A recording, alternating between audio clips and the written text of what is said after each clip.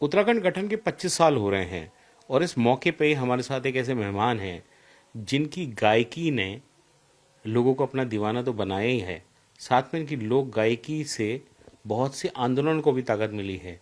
नरेंद्र सिंह नेगी जी हमारे साथ हैं। नेटवर्क 18 में आपका स्वागत है नेगी साहब, बहुत बहुत। और पहला सवाल तो मेरा यही है, जब आंदोलन चला था अलग राज्य के लिए, जी जी। आप पौड़ी में भी उस समय हाँ रहते थे, वो बहुत वहाँ आंदोलन बहुत तेज चला, प्रदेश के अनेक मौकों में चला, हाँ। आज राज्य बन गया, 25 साल हो गए, एक बड़ा मौका है। आप किस तरीके से देखते हैं पूरी यात्रा को? अब ये यात्रा तो चल ही रही है, उसमें कोई आ, ये अलग से कोई बात ऐसे है नहीं, क्योंकि हम शुरू से ही देखते जा रहे हैं। जैसा शुरू में ये राज्य बनने के बाद जैसा जैसे हमें नेता मिले हैं, जैसे हमें राजनीतिक लोग मिले हैं जो उसमें थे, वो क्रम तो लगभग वैसा ही आगे बढ़ता जा रहा है। आज भी देखते हैं हमने कल भी कोई आए थे तो वो कह रहे थे यार आपका वो था कि ये उत्तराखंडियों तुम थे कनो उत्तराखंड चयणु चा। तो ये सवाल आज भी है भाई, कैसा उत्तराखंड चाहिए इत 25 साल बाद भी? क्या ऐसा ही चाहिए या इससे बेहतर सोचा था आपने, या इससे आपकी उम्मीदें आपकी आकांक्षाएं इससे कुछ अलग थी, बेहतर था? तो ये लगातार चल रहा है, क्योंकि जो मुख्य सवाल थे उत्तराखंड के, जब राज्य नहीं बना था तब लोग उत्तर प्रदेश में क्यों नहीं रहना चाहते हैं, इस पर भी लोगों का अलग मत था कि भाई वहाँ पे जो हमारी अपेक्षाएं हैं वैसा डेवलपमेंट पहाड़ों का नहीं हो पा रहा है। तो वो क्रम आज भी चल रहा है ना, कमोवेश आज भी वो क्रम हमको देखने को मिल रहा है। करप्शन शुरू में से भी शुरू हो गया था और करप्शन आज भी है, इसमें कोई दो राय नहीं है। जल जमीन जंगल के मुद्दे आज भी यथावत हैं। राजधानी का मुद्दा आप जानते हैं, वो भी लटका हुआ गाए बगाए कभी आ जाता है। अभी कांग्रेस के हरीश रावत क्लेम कर रहे हैं कि हम तो अगर हमें मौका मिला तो हम तो गैरसैंण में राजधानी ले जाएंगे। मौका उन्हें काफ़ी मिला था, ऐसा नहीं है कि उन्हें मौके नहीं मिले। तो ये इस किस्म के चलते रहते हैं और निरंतर हम जो देख रहे हैं उसमें लगभग वही चीज़, कोई ऐसा क्रांतिकारी कदम किसी सरकार का नज़र आता नहीं। आपके आपके जो गाने हैं, आपके हैं गिरदा के रहे, बहुत उस समय आंदोलन में बड़े बजे और लोगों ने बड़ा गुनगुनाया, उनको ताकत मिलती थी। ऐसा कोई गाना आपको याद हो जिसे आप गुनगुना सके हमारे दर्शकों के लिए? नहीं, वो हाँ, गाने तो मैंने तो पूरा एक कैसेट ही बनाया था। उस समय मैं सर्विस में भी था, लेकिन फिर भी मैंने आंदोलन के गाने लिखे और उससे उस आंदोलन को थोड़ा बल देने के लिए मैंने फिर उन गानों को कैसेट के माध्यम से लोगों तक पहुंचाया और लोगों ने उसको स्वीकार भी किया। तो उसमें एक गाना ये भी था कि उठा जागा उत्तराखंडियों सो उठाणो भगत ऐगे। उठा जागा उत्तराखंडियों सो उठाणो भगत ऐगे। उत्तराखंड को मान सम्मान बचाने भगत ऐगे। उठा जागा उत्तराखंडियों सो उठाणो भगत ऐगे। भोल तेरा भला दिनों का खातिर जो कुले सड़ी क्यों माँ बोगे। भोल तेरा भला दिनों का खातिर जो कुले सड़ी क्यों माँ बोगे। ऊं शहीदू कर्ज त्वे फर अब चुकाणो भगत ऐगे। उठा जागा उत्तराखंडियों सो उठाणो भगत ऐगे। बहुत शानदार नहीं साहब। और जैसे बात हो रही थी कि गाने में, क्योंकि अब लोग गायक रहे हैं, गानों ने बहुत ताकत दी है, आंदोलनों में बहुत ताकत दी है। अगर हम लोक गायकी और लोक संस्कृति की बात करें तो आप क्या पाते हैं 25 साल और अभी में अंतर? अब अंतर तो, अगर आप केवल लोक संगीत की बात करते हैं ना, तो वो अभी एक नई पीढ़ी आ रही है हमारे पीछे पीछे। एक नई पीढ़ी लोकगीतों की, और ये लोक भाषा के गीत बोल सकते हैं उनको। लोकगीत इसलिए नहीं कह सकते कि वो लोक से जुड़े हुए गीत नहीं गा रहे हैं बच्चे। वो ज़्यादातर बच्चे जो हैं वो सिर्फ गीत गा रहे हैं, और हमारी गढ़वाली, कुमाऊनी, जौनसारी भाषा में, लेकिन लोक से जुड़े हुए गीत नहीं हैं। वो देखने को बहुत कम मिलते हैं जो लोक से जुड़े हुए गीत हैं। तो जब आप लोक से जुड़े हुए गीत गाएंगे तभी उनको लोक गीत बोला जा सकता है। जब उसमें जो है लोक की बात होगी, लोक के सुख दुख होंगे, लोक का पूरा वातावरण आप जब तक उन गीतों को नहीं देते हैं लोक का, तब तक वो लोकगीत नहीं हो पाते हैं। तो ये आज के जो बच्चे हैं वो बहुत जल्दबाजी में हैं, फिर ये कॉमर्शलाइज भी हो गया है लोकगीत अब, है ना। तो कुछ वो व्यूअर्स की तरफ उनका ज़्यादा ध्यान है, तो वो ऐसे कई बार उटपटांग गीत भी सुनने को मिलते हैं कि यार इसका क्या मतलब था।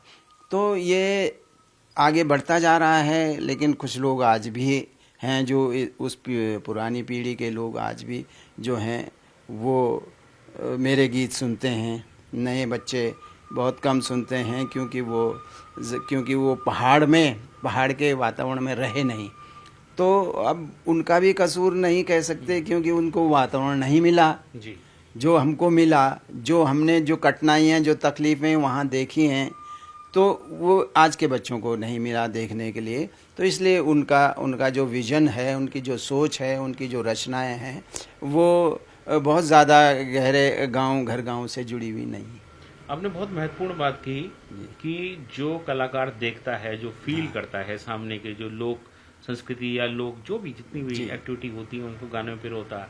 आपके ऐसे कई गाने, जो में एक गाना मुझे याद आ रहा है, जो फॉरेस्ट में जो महिलाएं घास लेने जाती है उसको लेके अपने लिखा। जी। तो वो गाना भी था, बहुत पहले लिखा था मैंने, और मैंने बहुत सारे कुछ गाने उसकी रिलेवेंस आज भी है। तो बल्कि मैंने एक कंपनी के लिए ये गाना गाया था, तो वो भी फॉरेस्ट से, और इनका ये घास काटने वाली गांव की महिलाओं की, और सरकार का जो प्रतिनिधि होता है वहाँ पे, पत्रोल बोलते हैं जिसको जी, वो उसका बीच का संवाद था उसमें। तो वो लोगों ने इतना पसंद किया, मुझे उम्मीद नहीं थी।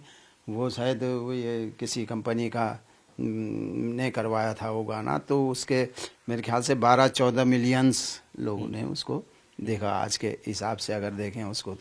तो आज भी लोग जंगल से, जो पहाड़ों का जीवन जंगलों पर आधारित था, उससे आज भी लोग जुड़े हुए हैं। आज के लोग ना हों तो उनके माँ बाप, है ना, ताई ताया और दादी दादा, वो जुड़े हुए हैं, तो उनको वो चीज़ें उनसे सुनी हुई हैं उन्होंने, उन जंगलों के किस्से कहानियाँ, किस ढंग से वो जाते थे, काटते थे, भागते थे, बच के आते थे, ऐसा ये माहौल उसमें वो था। लेकिन उत्तर प्रदेश में जब हम थे, राज्य नहीं बना था, उस समय भी मैंने ऐसे गीत लिखे जी।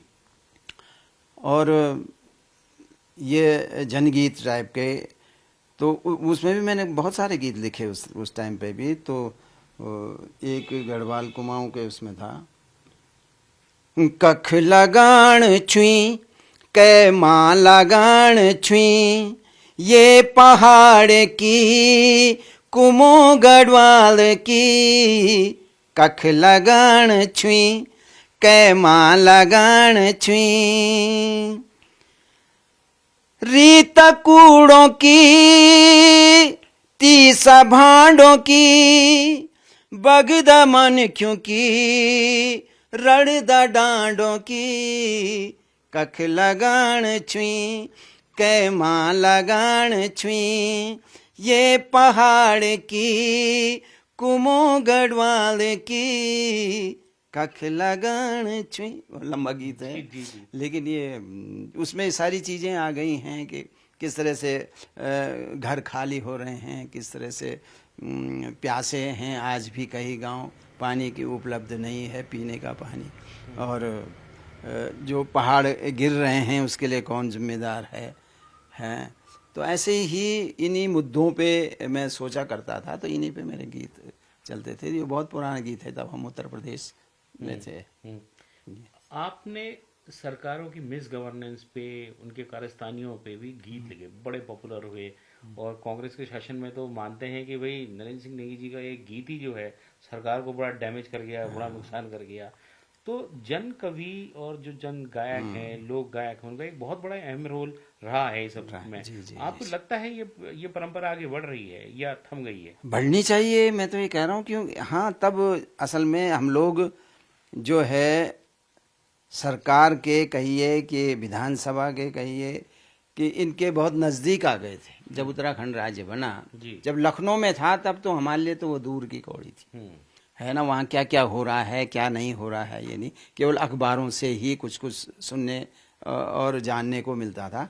लेकिन आज देखने को भी मिल रहा है माहौल में जो है आम आदमी को नेताओं की एक एक गतिविधियाँ पता हैं, क्योंकि उसका घर भी यहीं है, तो यहीं से पता भी लग जाता है कि क्या क्या हो रहा है। उनका अतीत भी हम सबको मालूम है, वो क्या थे, आज क्या हैं, ये भी सारी स्थितियां लोगों के सामने हैं। तो जाहिर है उस पे जो लोग जिन लोगों को ये महसूस होता है कि यार ये राज्य में करप्शन हो रहा है, कमीशन खोरी हो रही है, तो उस पर भी जन भावनाओं को देखते हुए जनहित में हमने भी गीत लिखे हैं। और भी बहुत सारे कुछ कलाकारों ने इस पे लिखा है और गाया भी है। मैं आपसे रिक्वेस्ट करूंगा कोई भी ऐसे गाने की चंद लाइनें जो आपको याद हो। अब इसमें एक तो मैंने यही गाया था, दूसरा अब वो बहुत लंबा गीत है असल में, अब वो मुझे देखना पड़ेगा, डायरी देखनी पड़ेगी मुझे, जी। है ना। जी, तो जी। क्योंकि उसके बाद तो फिर हम उसको अब तो कम ही गाते हैं, नहीं गाते हैं उन गानों को, क्योंकि अब दूसरे किस्म के गाने भी आ गए हैं। अब एक बार कांग्रेस के शासन पे वो गीत आया था, नौछम्मी नारायण, उसके बाद बीजेपी का शासन आया, तो उस पर भी हमने लिखा था अब कद का खैलियो। तो उसमें इन सरकारों की जो गतिविधियां थी, जो इन्होंने निर्णय लिए, तो अगर वो जनहित में नहीं हैं और जनता के मतलब के नहीं हैं, तो उन पे कटाक्ष तो होना ही चाहिए। तो एक सटायर वाले गीत थे जी। और लोगों ने उनका भी स्वागत किया है। तो नए बच्चों को भी इसमें लिखना चाहिए, वो जहाँ वो कमी महसूस करते हैं, जहाँ वो जी, देखते हैं। कई लोग कहते हैं कि जैसे आपका वो गीत था अब कद का खेलो, वो हमेशा ही रिलेवेंट रहता है जी जी। उस सिस्टम पे। वो आपका याद हो तो है? हाँ न, मुझे वो याद नहीं, क्योंकि असल में मंचों में अब वो कम ही गाया जाता है ना। जी, जी, नहीं है, जी। तो फिर मुझे ये देखने पड़ेंगे फिर जी। अपनी डायरी। अच्छा, जो लोक भाषाएं हैं अपनी, जैसे गढ़वाली है, कुमाऊनी है, जौनसारी है, आपको लगता है नई पीढ़ी में इसको लेके थोड़ी सजगता आई है? जैसे कंटेंट भी बन रहा है, सोशल मीडिया प्लेटफॉर्म्स भी आए हैं। हाँ हाँ, ये बात आपने सही की है कि एक तो ये सोशल मीडिया, क्योंकि ये जो बच्चे सोशल मीडिया में डालते हैं अपने अपने गीत या अपनी बातें या अपना जो कुछ भी उनका कंटेंट होता है वो डालते हैं, तो वो लोक भाषा में भी होता है, उनकी अपनी भाषा में भी होता है ज़्यादातर। और ये जो गीत हैं, गीत संगीत है, इसमें भी बहुत एक भीड़ सी आ गई है। काफ़ी बच्चे जो हैं इसमें अपना वो कर रहे हैं, योगदान दे रहे हैं, या यूट्यूब में, फेसबुक में वगैरह में। लेकिन थोड़ा सा कुछ लोग तो इसमें संजीदा हैं, सीरियस हैं कि हमें कैसा गाना समाज तक पहुंचाना चाहिए। कुछ लोग ऐसे ही हंसी मजाक, हंसी ठट्टे में बहुत कमज़ोर कंटेंट के साथ डालते हैं, तो लोग कई बार वो भी हो जाते हैं यार कि क्या लिख रहे हैं लोग, या क्या उगा रहे हैं। तो कुछ ऐसे भी कलाकार हैं, लेकिन धीरे धीरे धीरे फिल्टर हो जाएगा। समाज जो है इन चीज़ों को स्वीकार नहीं करता है, तो वो फिल्टर हो जाता है, फिर वही बचेगा जो समाज के मतलब का होगा, काम का होगा, जो गुनगुनाने लायक होगा। जी, जी, जी। जी जी। आने वाले समय को लेके, चाहे वो लोक संस्कृति या गवर्नेंस को लेके, आप किस तरीके की आपकी उम्मीदें हैं, कितने होपफुल हैं आप? नहीं, अब मेरी भी उम्र 76 हो गई है, तो इसमें मैंने तो सबके राजकाज देखे हैं। तो अब ऐसी उम्मीद किससे करें, किससे ऐसी उम्मीद करें, कई बार ऐसे सवाल हैं। और इसीलिए आप देखते हैं कि ये दो पार्टियां हैं, एक एक एक के कारगुजारियाँ से हम नाराज़ होते हैं तो दूसरे को चुन लेते हैं, और दूसरे की कारगुजारी से नाराज़ होते हैं तो फिर उसी को चुन लेते हैं, क्योंकि तीसरा विकल्प है नहीं उत्तराखंड में। और आज के वर्तमान तो ऐसी स्थिति नज़र आती है कि कोई दूसरा विकल्प भी नहीं है। जो माहौल हम देख रहे हैं और जिस ढंग से देख रहे हैं, तो वो ये मुझे तो महसूस होता है कि दूसरे विकल्प को भी मजबूती के साथ जब तक खड़ा नहीं होता है तब तक उसकी भी स्थिति ऐसी ही रहेगी। जी जी। आपका एक गाना है सरारा पापा, कुछ लोगों ने उसे फन सॉन्ग की तरह लिया, लेकिन मुझे जो लगता है उस गाने में उत्तराखंड की ट्रांसपोर्ट व्यवस्था, सामाजिक परिवेश, सब कुछ पूरी लाइव आपने खींची है। तो जाते जाते मैं रिक्वेस्ट करूंगा कि वो जरूर 2 लाइन जरूर गाइए। हाँ, इस पे एक रयाल जी हैं आईएएस, वो अब नैनीताल में डीएम हैं। उन्होंने मेरे 101 गीतों पर जो है एक बहुत मोटी पुस्तक लिखी है, लगभग 400 पेज की। अभी उसका लोकार्पण भी हुआ था। तो उन्होंने इन चीज़ों को लेके बहुत बारीक समीक्षा की है। मेरा मकसद वही था, कच्ची सड़कें हैं, लिमिटेड गाड़ियां हैं, लोग बाहर आना चाहते हैं सौदा पत्ता करने के लिए, अपना रोज़गार के लिए, उसके लिए, लेकिन उस समय गाड़ियां बहुत लिमिटेड थी, बसें। तो वो उसमें क्या स्थिति हो रही है लोगों की, सवारियों की, उसका चित्रण था उस समय ये उसमें करने के लिए। तो अगर आप कहें तो मैं 2 लाइन इसमें। ऊंचा निसा डांडो म टेढ़ा मेढ़ा बाटो म थरारा प्वा प्वा चली भय मोटर चली, थरारा प्वा प्वा चली भय मोटर चली, थरारा प्वा प्वा चली भय मोटर चली, थरारा प्वा प्वा चली भय मोटर चली।